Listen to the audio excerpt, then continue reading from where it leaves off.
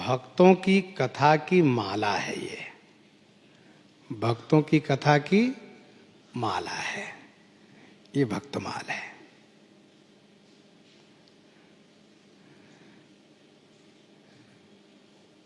वैसे यह बात बिल्कुल स्पष्ट है, सत्य है कि बिनु भक्तमाल भक्ति अति दूर है। भक्तमाल की कथा के बिना भक्ति बहुत दूर है। हम दास्य, सख्य, वात्सल्य, श्रृंगार और शांत, इन पंच रसात्मिका भक्ति में से किसी भक्ति को जीवन में धारण करना चाहें तो हमें भक्तमाल की कथा अवश्य सुननी चाहिए।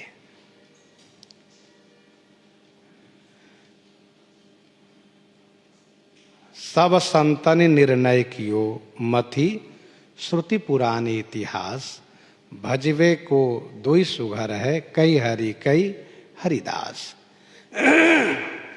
वांछा कल्पतरुभ्यश्च कृपा सिंधुभ्य च पतितानां पावनेभ्यो वैष्णवेभ्यो नमो नमः।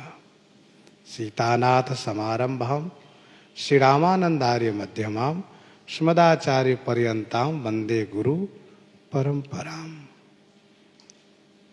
भक्त भक्ति भगवंत गुरु चतुर्नाम बपु एक, इनके पद वंदन किए नासै विघ्न अनेक। वंदो गुरुपद कंज कृपा सिंधु नर रूप हरि, महामोह तम पुंज जासु वचन रवि कर निकर। बार बार वंदन करो श्री नाभा आभा, येन काढ़्यो गाभा वेद को श्री भक्तमाल रस देन। श्री प्रियादास पद कमल पुनि बंदव बारंबार, किन्ह भक्ति रस बोधनी टीका अति सुख सार।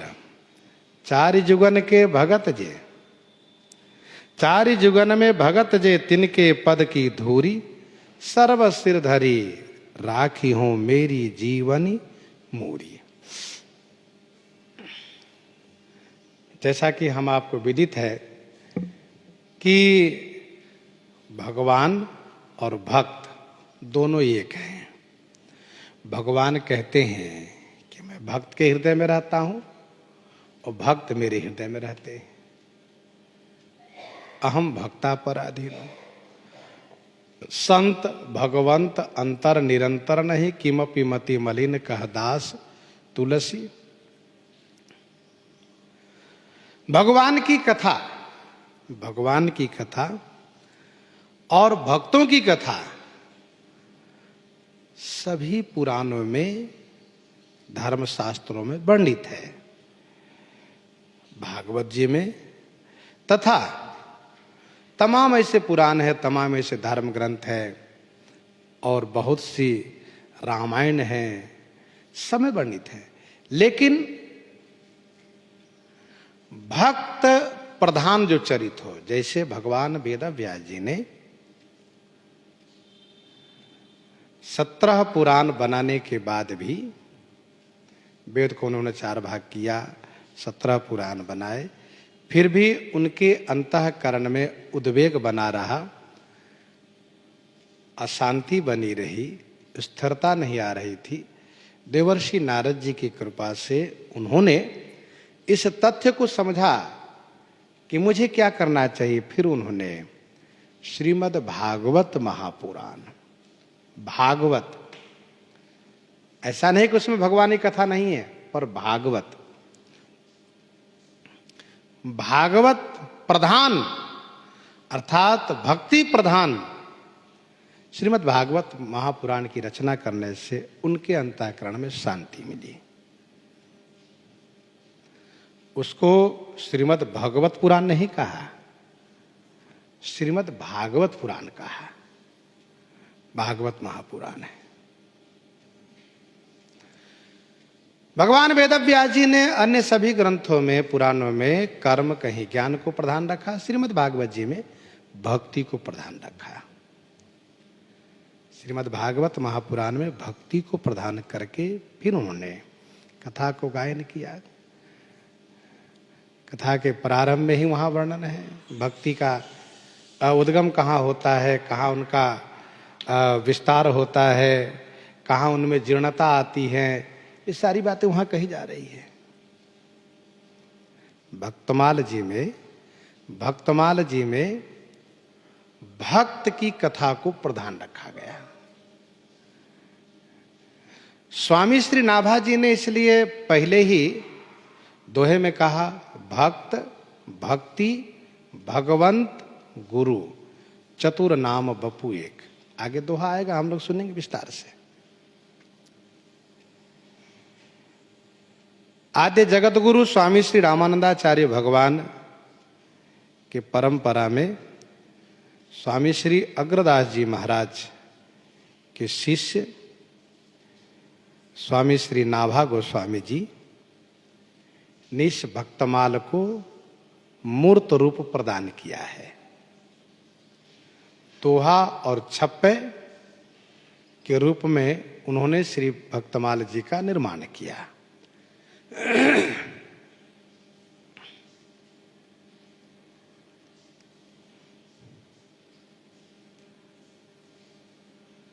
तथा स्वामी श्री नाभा गोस्वामी जी के साकेत गमनोत्सव उपरांत, स्वामी श्री नाभा गोस्वामी जी के साकेत गमनोत्सव उपरांत कितने वर्ष के बाद? 100 वर्ष के बाद, 100 वर्ष पीछे बाद में ब्रह्म संप्रदाय अंतर्गत श्री चैतन्य महाप्रभु के परंपरा में श्री स्वामी मनोहर दास जी महाराज के शिष्य स्वामी श्री प्रियादास जी महाराज हुए। उन्होंने श्री नाभा गोस्वामी जी की आज्ञा प्राप्त करके भक्तमाल को भक्ति रस बोधनी टीका के रूप में विस्तार किया। अर्थात जो कवित्व के रूप में प्रस्तुति है वह श्री स्वामी प्रियादास कृत है। दोहा और छप्पे स्वामी श्री नाभा गोस्वामी जी कृत हैं और कवित्व जो हैं वह स्वामी श्री प्रियादास जी कृत हैं।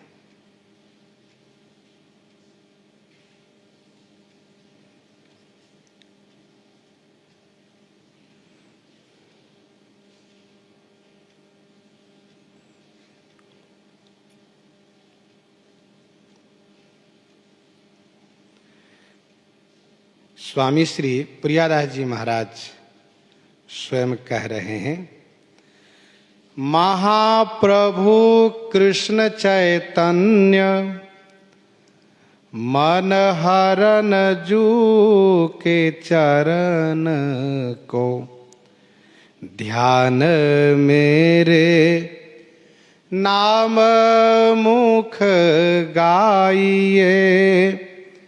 महाप्रभु कृष्ण चैतन्य मन हरन जू के चरण को ध्यान मेरे नाम मुख गाइए।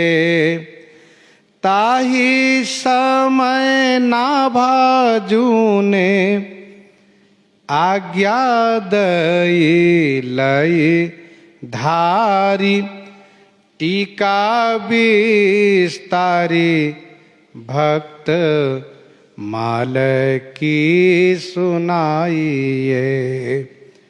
कीजिए कवित बंध छंद अति प्यारो लगई। जगई जग माही कही बाणी बीर माइये। जानो निज मतिये पई सुन्यो भागवत सुख। द्रोमनी प्रवेश कियो ऐसे ही कहाइए, ऐसे ही कहाइए।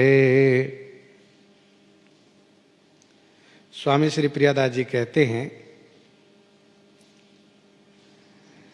कि महाप्रभु कृष्ण चैतन्य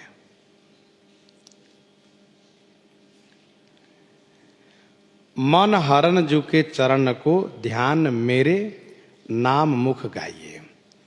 मैं जब यह ध्यान कर रहा था, भगवान श्री कृष्ण चैतन्य महाप्रभु, महाप्रभु कृष्ण चैतन्य और श्री मन हरण जू, मन हरण माने श्री मनोहर दास जी महाराज, इनके चरणों को ध्यान कर रहा था और नाम से मुख से नाम को गायन कर रहा था।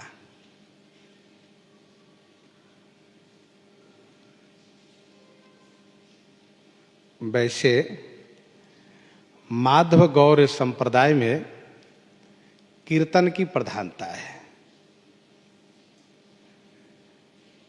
तो श्री प्रियादास जी कहते हैं, एक बार की बात है कि मैं महाप्रभु, महाप्रभु माने परम समर्थ, कौन कहा? कृष्ण चैतन्य। कृष्ण चैतन्य, चैतन्य महाप्रभु।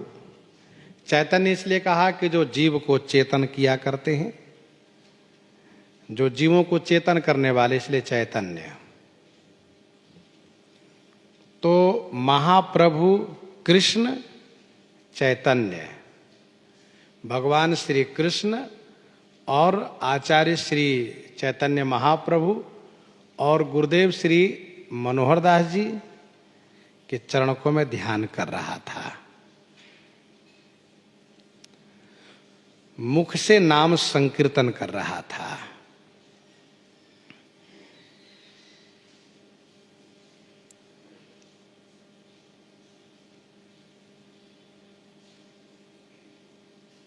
अच्छा, भगवान प्रभु कहे जाते हैं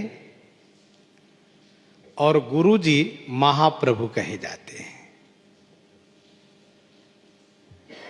भाई चैतन्य महाप्रभु, ध्यान दीजिएगा। वैसे भगवान श्री कृष्ण चैतन्य महाप्रभु ऐसे कहते हैं, और दूसरे अर्थ में हम ऐसा कर सकते हैं कि श्री कृष्ण भगवान, चैतन्य महाप्रभु और मनोहर दास जी, श्री मनोहर दास जी महाराज। तो प्रश्न यह है कि भगवान प्रभु कहे जाते हैं जो समर्थ हैं, और उनके भक्त महाप्रभु कहे जाते हैं, जैसे चैतन्य महाप्रभु, चैतन्य महाप्रभु हो गए वे, और श्री कृष्ण प्रभु हो गए, प्रभु रह गए। तो आचार्य पद पर प्रतिष्ठित होने के बाद महाप्रभु और भगवान प्रभु ऐसा क्यों? तो इसका उत्तर यह है कि कार्य के क्षेत्र देखिए तो उसका समाधान हो जाता है। जैसे दो मित्र थे, दोनों साथ रहते थे, समय पा करके एक राजा बन गए, बहुत बड़े सम्राट बन गए, और दूसरा जो है वह अपराधी होकर के कारागार में बंद हो गए। हाथ पांव में वो बंधन हो गया, पांव में बेड़ी हो गई, हाथ में बंधन लग गया, हथकड़ी लग गई, पांव में बेड़ी लग गई, और कारागार में बंद करके बाहर पुलिस को बिठा दिया गया। तो उसको ध्यान में आया कि यार मेरा मित्र तो राजा है और उसका सिपाही मुझे जेल में बंद कर दिया है, तो क्यों न मैं अपने मित्र राजा को याद करूं और उनके पास पत्र लिखूं, वे यदि कृपा करेंगे तो मुझे कारागार से मुक्त करा देंगे।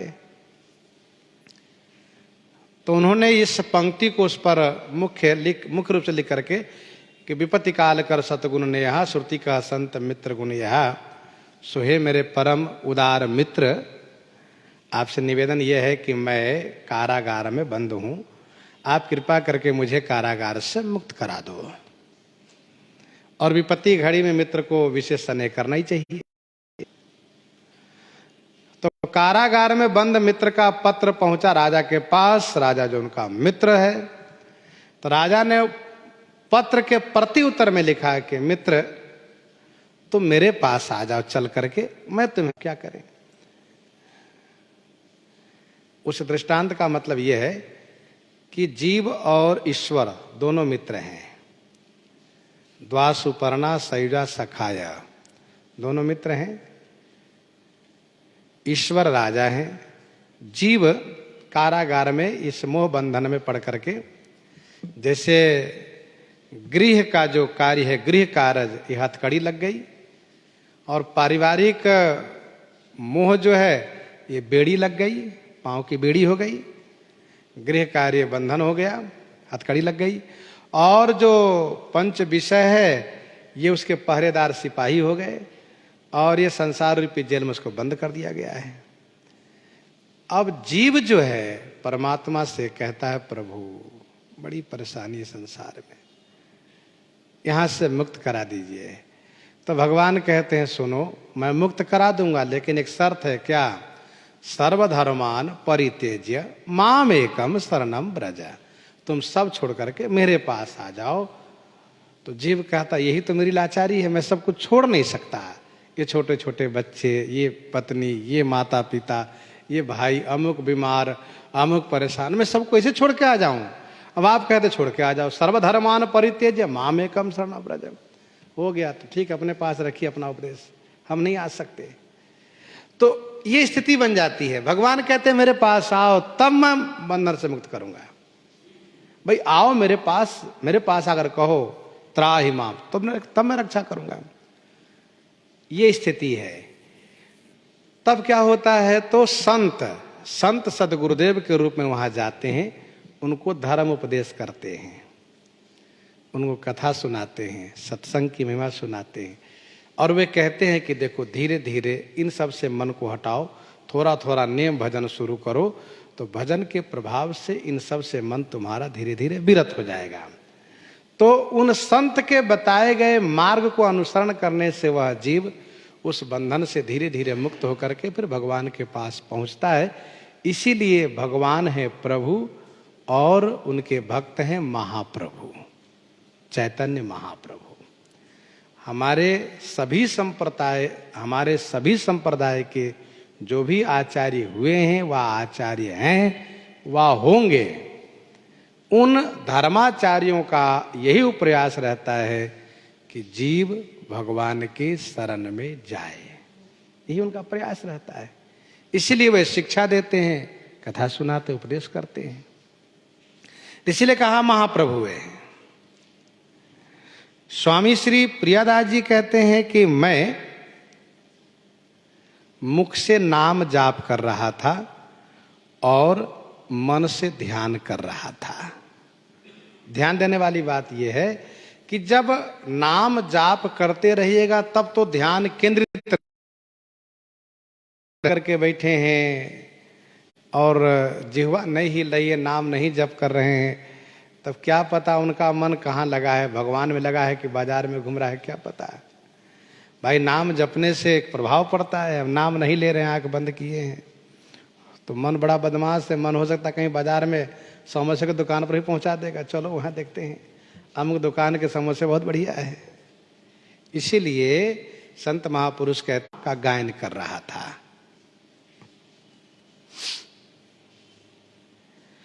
काल झपट्टा देत है दिन में 12,000, मूरख नर चेते नहीं, कैसे उतरे पार, कैसे उतरे पार। मोह में हार्यो बाजी, भजो नहीं भगवंत, रह्यो माया में राजी। कहत दीन बरवेश छोड़ दे कूट कपट्टा, काल झपट्टा देत है दिन में 12,000। कहत दीन बरवेश छोड़ दे कूल कपट्टा, दिन में 12,000 देत है काल झपट्टा। जो भगवान को भजन नहीं करेगा काल के चक्कर में पड़ ही जाएगा। काल धर्म नहीं व्यापहि ताहि, रघुपति चरण प्रीति अति जाहि। मर जावेगा मूर्खा क्यों न भजे भगवान, झूठी माया जगत की मत करना अभिमान। हो मत करना अभिमान वेद को, मत करना अभिमान वेद संसार जो कहवे। मत करना अभिमान वेद शास्त्रन जो कहवे। तज माया भज राम नाम अवसर अंबर सो रहवे। कहत दीन बर वेश, कहत दीन बर वेश, कटे अवसर कहवावे। भजो नहीं भगवान अरे मूरख मर जावे। अर्थात बरवेश नाम के संत हुए हैं, उन्होंने कहा काल झपट्टा देत है दिन में 12,000, मूरख नर चेते नहीं कैसे उतरे पार। कैसे उतरे पार मोह में बाज हारियो बाजी। भजो नहीं भगवंत रहो माया में राजी। कहत दीन बरवेश छोड़ दे कूट कपट्टा, दिन में 12,000 देत है काल झपट्टा। मर जावे मर जावेगा मूर्खा क्यों न भजे भगवान, झूठी माया जगत की मत करना अभिमान। मत करना अभिमान वेद शास्त्रन जो कहवे। और तज माया भज राम नाम अम्बरत सो रहवे। कहत दीन बरवेश जो, कहत दीन बरवेश फिर अवसर नहीं आवे। भजो नहीं भगवान अरे मूर्खा मर जावे। तो स्वामी श्री प्रियादास जी कहना ये चाहते हैं कि मैं ध्यान कर रहा था और भगवान का नाम गायन कर रहा था।